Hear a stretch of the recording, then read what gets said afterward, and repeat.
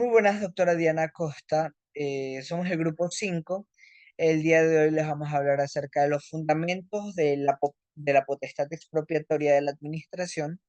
Y el grupo 5 está conformado por los compañeros Kimberly Campuzano Garcés, María Viteri Vera, Jiménez Intriago Shirley Lisbeth, Josué David Morán Panta y quien les habla Javier Eduardo Ortega Crespín, ¿no? Bueno, como introducción a los fundamentos de la potestad expropiatoria de la administración, bueno, esta fundamentación, ¿no?, de la potestad expropiatoria radica en el conjunto de normas y doctrinas que rigen directamente a la administración pública o a los gobiernos descentralizados, ¿no?, para cumplir y aplicar su competencia. Para comprender su naturaleza es esencial revisar los antecedentes, ¿no? Más que todos los antecedentes históricos, de que esta figura jurídica ha sido considerada desde antiguas civilizaciones, como lo que es Grecia y Roma. La figura de de la expropiación comienza a tomar fuerza a partir de las siete partidas, las cuales fueron en el año 1265, donde se le concede al rey la facultad, el rey tenía la facultad en ese momento de expropiar, eso sí, a cambio de una compensación pecuniaria, o sea, que sea válida en dinero, ¿no? O algún trueque. Este desarrollo jurídico influyó en la Declaración de los Derechos del Hombre y del Ciudadano en el año 1789, consolidándose en su artículo 17, que establece que el derecho inviolable a la potestad, excepto por necesidad pública, siempre que esté debidamente justificada y acompañada de una indemnización previa a esta expropiación y sobre todo justa. Esta evolución histórica fue un impacto fundamental en el Código Napoleónico. Esta sirvió como un pilar para la normativa civil en muchos estados, ¿no? Ahora, como teorías de la expropiación, ¿no? Hay varias teorías que sustentan la expropiación, ¿no?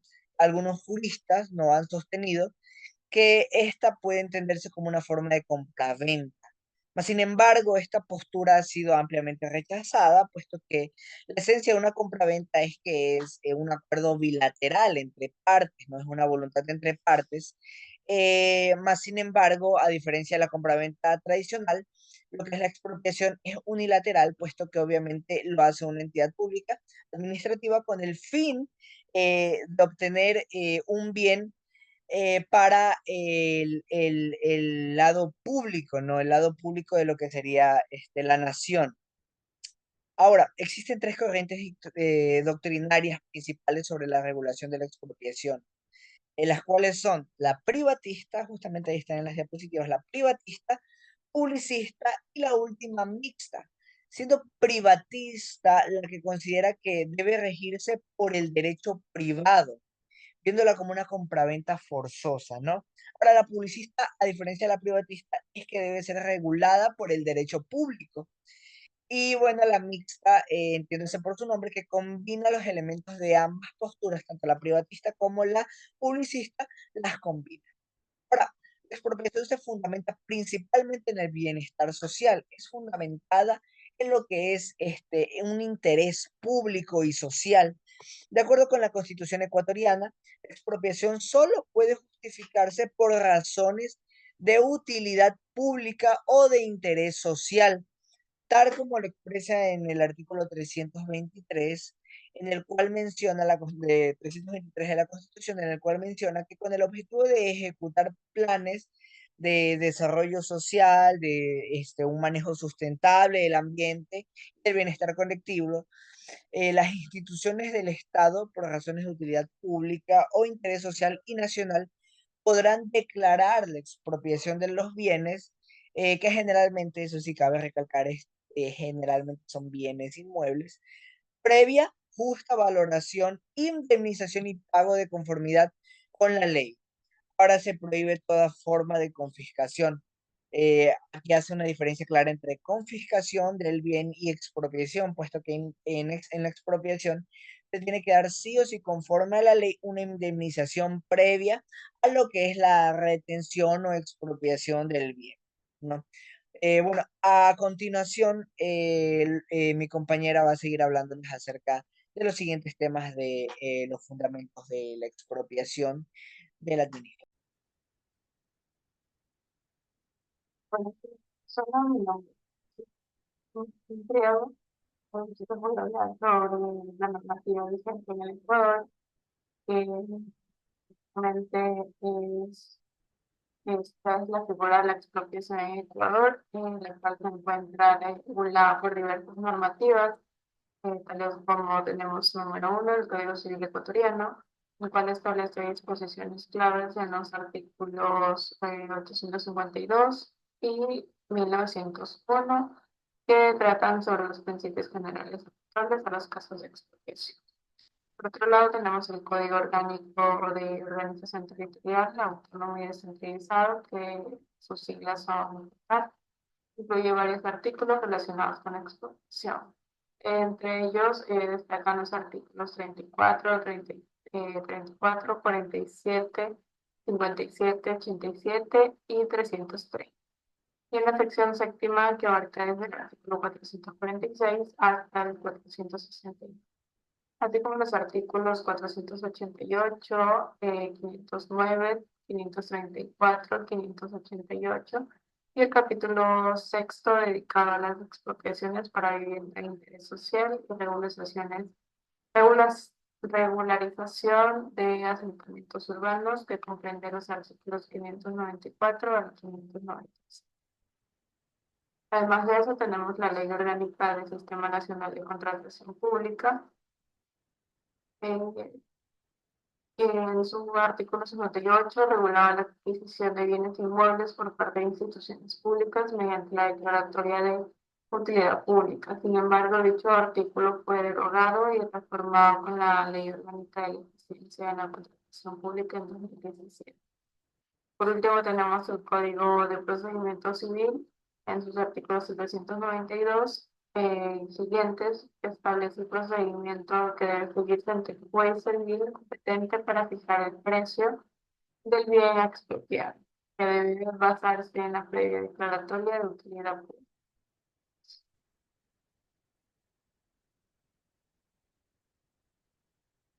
Eh, Siguiente tenemos lo que es el ingreso y patrimonio público. El ingreso en Ecuador hace referencia a los bienes, derechos y recursos y obligaciones que pasan a formar parte del patrimonio del Estado o de una entidad pública. Esto puede darse por distintos medios, tanto en el ámbito administrativo como en el civil. En el ámbito administrativo, en el ingreso al patrimonio público se refiere al proceso por el cual los bienes o recursos ingresan formalmente a las arcas del Estado o a una entidad pública. Esto puede suceder por diversas razones, tales como, por ejemplo, el cobro de impuestos, tasas y contribuciones. El cobro de impuestos es uno de los principales mecanismos a través del cual el Estado obtiene ingresos. Los impuestos son tributos obligatorios que los ciudadanos y las empresas deben pagar de acuerdo con su capacidad económica, como el impuesto a la renta o el impuesto al valor agregado. Estos tributos son esenciales para el financiamiento del Estado y su capacidad de brindar servicios básicos como educación, salud y seguridad. Las tasas y contribuciones, por el contrario, se diferencian de los impuestos en que están directamente ligadas a la prestación de un servicio público específico o un beneficio recibido por los contribuyentes. Un ejemplo de esto sería una tasa por el uso del servicio del agua potable o contribuciones para obras de infraestructura en una comunidad. En estos casos, el monto que se paga guarda relación con el costo del servicio o mejora así. Todos estos recursos recaudados forman parte del patrimonio público, ya que entran a las arcas del Estado y son utilizados para financiar el presupuesto nacional. Este proceso es supervisado por instituciones internas, como instituciones como el SDI y otras instituciones que garantizan el uso efectivo y el uso adecuado de los fondos. Seguidamente tenemos lo que es la transferencia de bienes. el cual el Estado puede incorporar bienes del patrimonio público mediante la adquisición de bienes particulares. Una de las formas en la que esto ocurre es a través de la expropiación, un mecanismo legal que permite al Estado adquirir un bien privado por razones de utilidad pública o interés social, previo justa compensación al propietario. Otra forma de ingreso de bienes es la compra directa. En este caso, el Estado adquiere bienes mediante contratos de compraventa, siguiendo los procedimientos legales establecidos, como es el caso de compra de terrenos, edificios o equipos que son necesarios para el funcionamiento de entidades públicas o para la ejecución de proyectos gubernamentales. Después tenemos lo que es la recuperación de recursos por sanciones, del cual el Estado también puede aumentar su patrimonio mediante la imposición de sanciones administrativas o económicas. Esto se ve que cuando los ciudadanos o las empresas incumplen con las normativas legales, pueden ser objeto de multas, que se traducen en recursos que el Estado recibe como ingresos. Estas multas pueden derivar de infracciones en diversos ámbitos como el tránsito, el medio ambiente, el incumplimiento de normas tributarias y laborales, entre otros. Por último, tenemos lo que es los remanentes no reclamados. Eso en ciertos casos son bienes que no tienen un dueño reconocido o que han sido abandonados, pueden ser declarados bienes públicos. Eso sucede, por ejemplo, con bienes muebles o inmuebles, que tras un tiempo sin que nadie los reclame, se consideran bienes vacantes o montesos. Una situación común en el caso de los terrenos o propiedades abandonadas, si nadie los reclama o demuestra ser su propietario, el Estado puede adjudicarlos como parte de su patrimonio. Estos bienes luego pueden ser utilizados para el desarrollo de proyectos públicos o sociales, o bien ser vendidos o subastados, lo que genera ingresos previos. En el caso de los bienes muebles, como vehículos o mercancías abandonadas en puertos, también se aplica un procedimiento similar. Todo este proceso está regulado para asegurar que se respeten los derechos de posibles reclamantes y que en su defecto los bienes pasen legítimamente al patrimonio. Muchas gracias.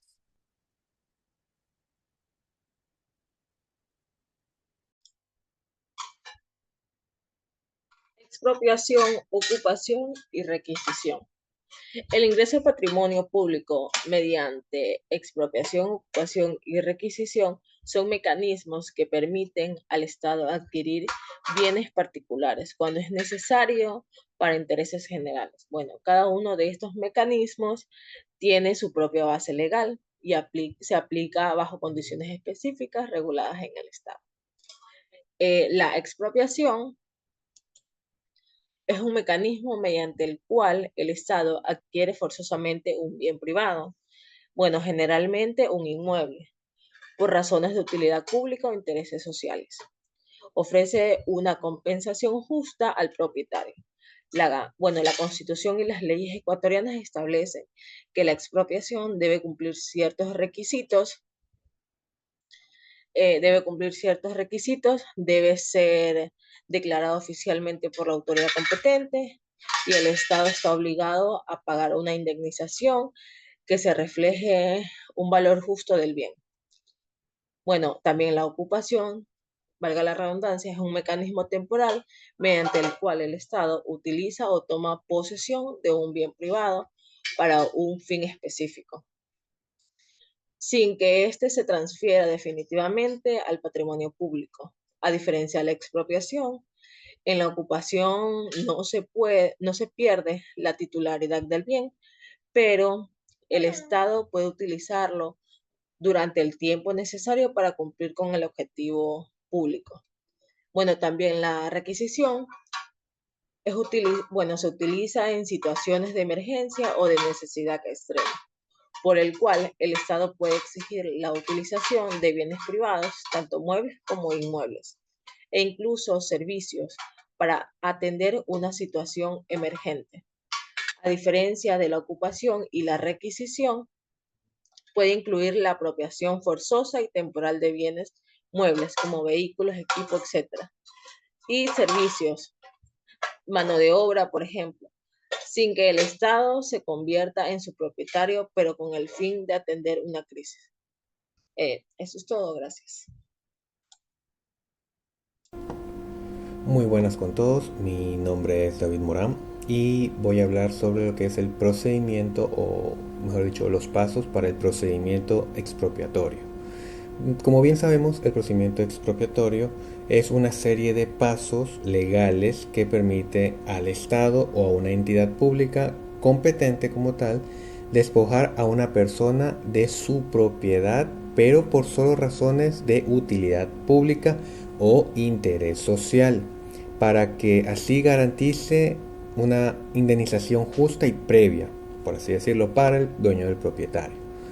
Entonces, como primer paso para lo que es la expropiación, el procedimiento expropiatorio, tenemos que es la declaratoria de utilidad pública a interés social, y para ello tenemos tres normativas que se basan y que se puede decir que con esto es que se puede empezar lo que es el procedimiento expropiatorio, que tenemos que en la Constitución de la República del Ecuador, en el artículo 323, menciona que con el objeto de ejecutar planes de desarrollo social, manejo sustentable de ambiente y de bienestar colectivo, las instituciones del Estado, por razones de utilidad pública o interés social y nacional, podrán declarar la expropiación de bienes previa justa valoración, indemnización y pago de conformidad con la ley.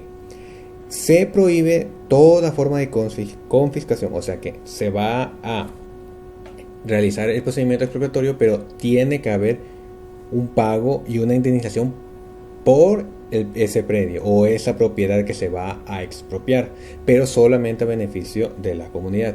Ahora, en el COTAC tenemos algo parecido, que dice: con el objeto de ejecutar planes de desarrollo social, propiciar programas de urbanización y de vivienda de interés social, manejo sustentable de ambiente y de bienestar colectivo, los gobiernos regionales, provinciales, metropolitanos y municipales, por razones de utilidad pública o interés social, podrán declarar la expropiación de bienes previa justa valoración, indemnización y el pago de conformidad con la ley, y se prohíbe todo tipo de confiscación. En el caso del Código Civil, en el artículo 852, si se expropia judicialmente por causa de necesidad y utilidad pública el inmueble sobre el que se constituyó el patrimonio familiar, el precio integrado de la expropiación y de las correspondientes indemnizaciones se depositará a una institución del sistema financiero para que, con la compra de otro inmueble, siga constituido el patrimonio entre tanto el beneficiario percibía los dividendos por intereses en vez de los frutos, o que antes tenían el derecho como tal.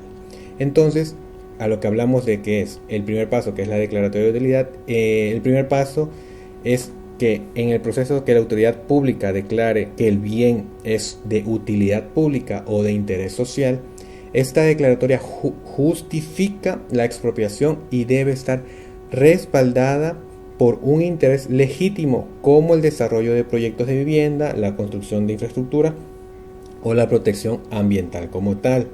La Constitución, ya ven que garantiza como tal, esto puede ocurrir por necesidad, por el bien público y demás. Ahora tenemos que es la notificación de propietarios y acreedores. En el COTAC, como ya mencioné en el artículo 446, que también avala ese bien social para poder expropiar. Y una vez que se declare la utilidad pública, la resolución administrativa debe ser notificada a los propietarios de los bienes, a los posesionarios y a los acreedores hipotecarios de ese bien, dentro de un plazo de 3 días. Esta notificación les informa sobre la intención del Estado de expropiar el bien y sus derechos en este proceso. ¿Ya? ¿Por qué dice acreedores hipotecarios? Que, por ejemplo, tenemos que, digamos, una persona adquirió una propiedad y utilizó un préstamo hipotecario, ya sea en el banco, en el BIES, a ellos también se les va a notificar como tal que esa propiedad va a ser expropiada. Ahora tenemos que en el paso 3, que es la valoración del bien y determinación del proceso. ¿Ya? En el Código Civil, en el artículo 1901, tenemos que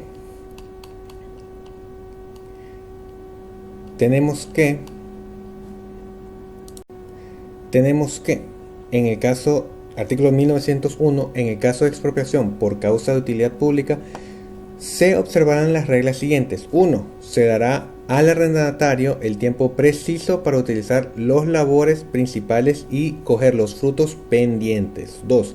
Si el caso de la expropiación fuera de tanta urgencia que no dé lugar a ello, o si el arrendamiento se hubiera estipulado por cierto número de años todavía pendientes a la fecha de expropiación y así contare por escritura pública, se deberá al arrendatario indemnización de perjuicios por el Estado o la corporación expropiatoria. Y 3. Si solo una parte de la cosa arrendada ha sido expropiada, habrá lugar a la regla del artículo 1871 en el inciso tercero. Bueno, en el caso de la valoración de los bienes, tras la notificación se realizará una valoración justa del bien que va a ser expropiado. El valor del bien no debe de exceder el 10% del avalúo oficial. Este proceso de valoración debe realizarse de una manera tanto técnica, mediante peritos, y a la vez objetiva, para que se respete de alguna manera el valor real del bien y que ni se disminuya el valor del bien, ni que tampoco se exceda por creces el valor de este mismo. Ahora, tenemos que en el paso 4, que es intento de acuerdo directo, ya tenemos que en que una vez determinado el valor del bien, se intenta llegar a un acuerdo directo entre las partes, que sería el Estado o la entidad pública y los propietarios del bien como tal. Este proceso de negociación debe durar máximo unos 30 días. Durante las partes como tal pueden discutir y acordar el precio y condiciones que van a tener de las personas que se van a ser expropiadas. Y en el caso de que no haya un acuerdo, en este caso iría un paso 5, que sería un juicio de expropiación en caso de desacuerdo. Y que en este tenemos que, tanto en el Código Civil, que tenemos que a partir del artículo 792 en adelante, que hablan justamente de este proceso, que por así decirlo voy a nombrarlo, que en el artículo 792, de la sentencia que se dicte, habrá recurso de apelación en el efecto devolutivo, elevado los autos de superior. Este fallará por el mérito del proceso y sin otro trámite. En el artículo 793, la sentencia, al decretar la expropiación, fijará los linderos de la expropiación y el precio como tal. Depósito de este se protocolizó la sentencia y se inscribirá para que sirva de título de propietario. Y así muchos más que en este lapso no creo que entre en el video porque nos iríamos más de 40 minutos. ¿Ya?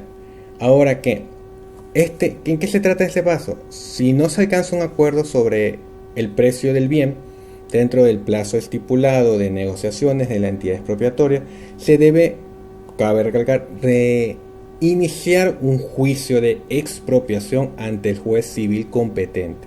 El juicio tiene como función y único objetivo fijar el valor definitivo de la expropiación.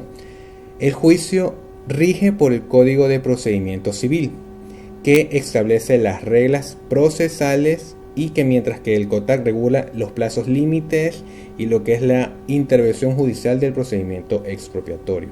Esto es lo que nombro de lo que son los pasos del procedimiento expropiatorio. Ahora mis compañeros van a seguir explicando los siguientes pasos. Gracias. Buen día, abogada. Continúo con el paso 6 del procedimiento expropiatorio. En el paso 6 se encuentra el pago de la indemnización. Su normativa aplicable es la Constitución en su artículo 323, el COTAD en su artículo 446 y la Ley Orgánica del Sistema Nacional de Contratación Pública en su artículo 58. Esta nos dice que una vez que se ha fijado el precio, el Estado o la entidad pública debe pagar la indemnización de manera justa. Este pago es esencial para la expropiación, pues no puede realizarse sin la compensación económica correspondiente al propietario. En la Constitución el COTAD garantiza que la indemnización sea de manera justa y la Ley de Contratación Pública regula los casos en los que el Estado adquiere bienes inmuebles por declaración de utilidad pública. En el paso 7 está la transferencia de propiedad, la cual su normativa aplicable es el Código Civil en su artículo 1901, el COTAD en su artículo 446 y la Constitución en su artículo 323. Estas establecen que una vez pagada la indemnización, la propiedad se transfiere al Estado o a la entidad pública. Este proceso es unilateral y coactivo. Esto quiere decir que no necesita ni siquiera el consentimiento del propietario original. El Código Civil establece los principios de transferencia de propiedad y el COTAD y Constitución aseguran que se haga solo por razones justificadas y debidamente compensadas. En el paso 8 está la impugnación y recursos. Su normativa aplicable es el COTAD en su artículo 446. Esto nos dice que el propietario puede impugnar el valor de la indemnización, mas no puede impugnar la declaratoria de utilidad pública. El COTAD permite que los propietarios exijan una compensación adecuada y con un debido proceso. En el paso 9 y último están las condiciones fiscales.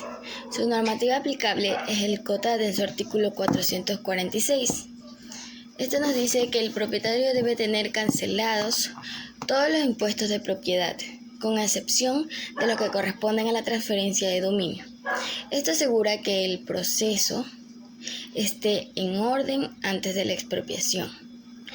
El COTAD establece este requisito para asegurar que después no hayan deudas ni complicaciones al realizarse la expropiación y la transferencia de propiedad.